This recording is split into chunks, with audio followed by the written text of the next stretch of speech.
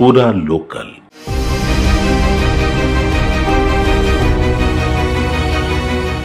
అమ్మ ఇప్పుడున్న రాష్ట్ర ప్రభుత్వం అంటే కాంగ్రెస్ ప్రభుత్వం మూసీ నదిని పూర్తి స్థాయిలో బాగు చేసి ప్రజలకి ఆ నీళ్లు అందిస్తాం, తాగునీరుగా అందిస్తాం అని చెప్పేసి అన్నారు. అది సాధ్యమైంది అంటారా?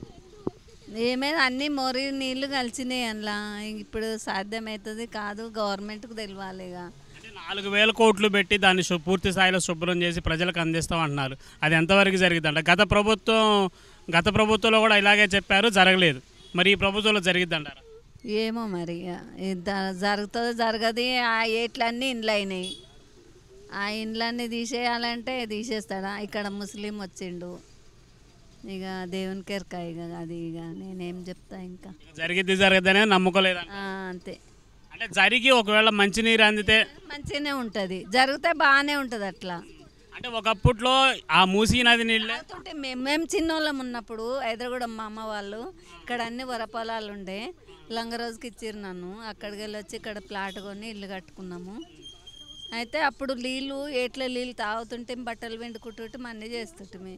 ఇప్పుడు మింట్రీ వచ్చిన సంది అన్ని మురికి నీళ్ళు అన్నీ పడిపోయినాయి అందులో. అంటే ఒకప్పుడు మూసీ నది నీళ్ళ వ్యవసాయ భూములకి, సాగు భూములకి వాడేదని చెప్పేసి ఆడిండ్రు. పైపులు ఇక్కడికి వేసుకొని అక్కడ హైదరాబాద్లో హనుమాన్ అది వెంకటేశ్వర టెంపుల్ ఉంది చూడు, అక్కడ దాకా వేసుకుపోయారు సంఘంలోకి.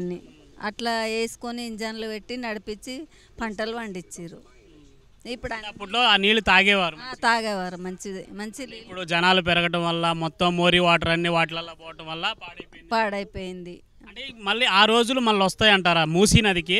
అలాంటి శుభ్రమైన రోజులు మళ్ళీ వస్తాయి? రావడము రాకపోవడము ఇక చిన్న పిల్లలు చూడాలి, నేనైతే చూడలేను ఇక. అది తర్వాత తరం వాళ్ళు ఒకవేళ ఈ ప్రభుత్వాలు కానీ చేస్తే చూస్తారు అంతే, లేదంటే ఇక దాని గురించి మర్చిపోవడు. అంటే ఇప్పుడు కనీసం మూసీ నది పక్కన తిరగాలి అన్నా కానీ భయం అవుతుంది. అంటే దాని చుట్టుపక్కల నుంచి వెళ్ళాలన్నా కానీ భయం అవుతుంది. మన నివాసం ఉండేవాళ్ళు అంటే ఇల్లులు కట్టుకుని ఉండేవాళ్ళ పరిస్థితి ఆ వాసనకి అట్లా ఇక వాళ్ళు భరిస్తారు అన్నీ, ఇక భరించి ఉంటుర్రు ఇక అక్కడ. కానీ దోమలు అయితే ఎక్కువ అయిపోయినాయి. అది ఏదేమైనా పూర్తి స్థాయిలో దాన్ని శుభ్రం చేస్తే మంచిది, బాగుంటుంది, అందరికీ బాగుంటుంది.